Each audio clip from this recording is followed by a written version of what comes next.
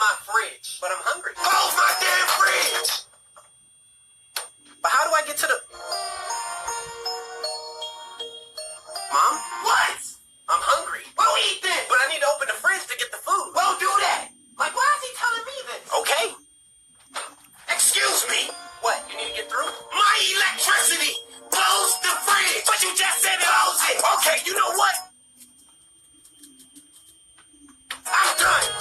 Because I don't have time for this. What are you doing? Yeah, I'm gonna just go out and pick something up to eat. All that food in the fridge and you about to go out to eat? You won't let me go in the fridge. Now, why would I not let you go in the fridge? Like, how dumb do you sound? Just grab what you need. How do I grab what I need out the fridge? Well, I don't know what's in it. You won't let me look. Oh, I'm sorry. I deeply apologize. My voice. I didn't mean no harm.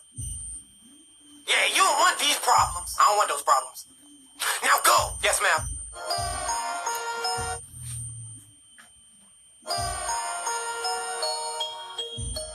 Can I open the fridge?